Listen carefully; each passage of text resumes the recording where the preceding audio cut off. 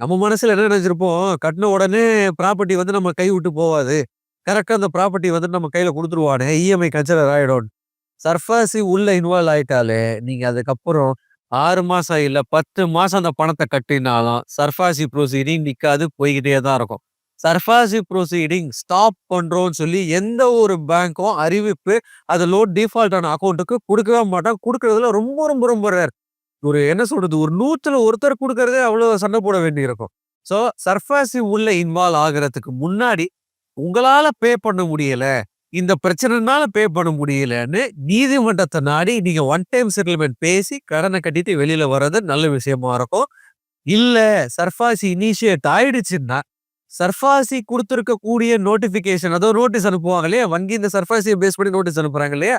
அத வச்சு நீங்க டிஆர்டி டெப்ட் ரெக்கவரி ட்ரைபியூனலுக்கு போய் தான் உங்களுடைய ரிலீஃப நீங்க கேட்க முடியும். டெப்ட் ரெக்கவரி ட்ரைபியூனல் வந்துட்டு லேஸ்பட்ட விஷயம் கிடையாதுங்க போறது. டிராஃப்டிங் அவ்ளோ நீங்க நுணுக்கமா பண்ணணும். ரொம்ப துல்லியமா இருக்கணும். சின்ன சின்ன சின்ன சின்ன நுணுக்கங்கள்.